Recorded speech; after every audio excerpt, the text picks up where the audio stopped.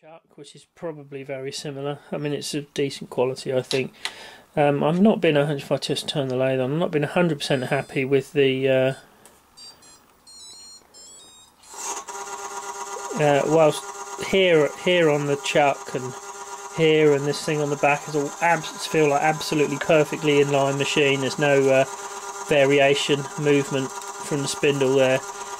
The jaws themselves do feel like they do have some.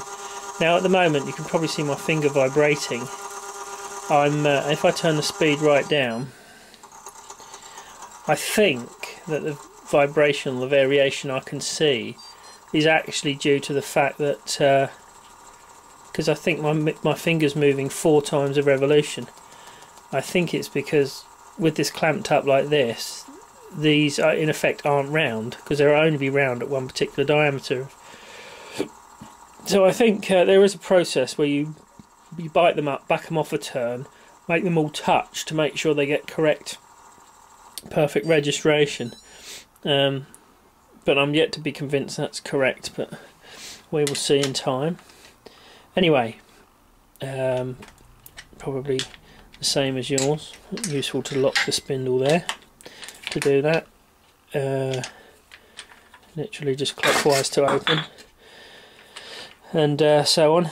This goes out to until the jaws are flush with the edge. It doesn't come any further than that.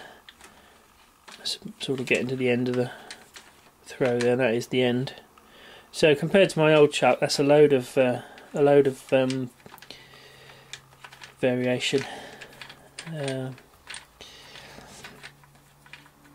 So that's yeah, I think I'm pleased with that chuck. I mean, my old chuck doesn't fit on the thread anyway. I've got to decide whether to give that away with my old lathe that Andrew's going to have, or whether to get Glenn to machine it to fit this thread.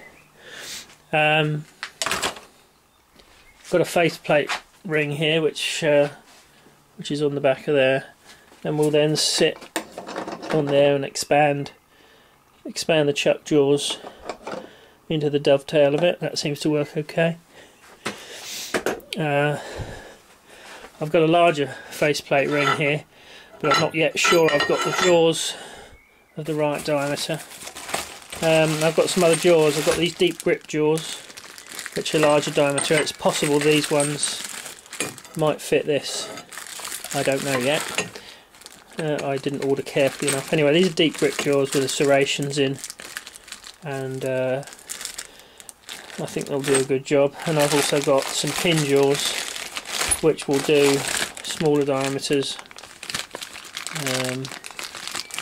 So where are we? There's the end of a pin.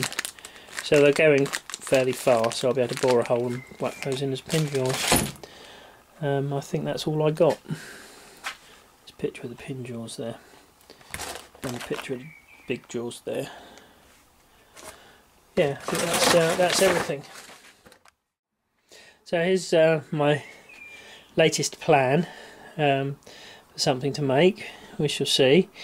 I've got a piece of walnut here which fits inside these jaws. It's obviously square. I'll square off the end nicely. It's a little bit tricky to do, to show you what I'm talking about here with whilst holding it as well. But if I get that in nice and square and pinch up the drawers, and pinch them up really tight, then I can spin that around. Now that's obviously not centered correctly, and I'd have to square off the end of this because that's flapping around a bit, as you can probably see. Anyway, if I square off the end of that and get that in, pinch that up tight, then I can start turning a small goblet. And then as I go down the stem, the idea is to loosen off the chuck slightly, offset that angle there, and pinch up again nice and tight. So now we've got the piece obviously offset, and then I can go down and turn the stem with an offset angle, and then put it back too straight. So now the bowl of the goblet will be flapping around. I'll turn some of the stem, and then as I get to the bottom, I'll straighten it up again and then turn the base in line with the top of the goblet, and then we'll have a strange stem in the middle. Anyway, I shall give that a try.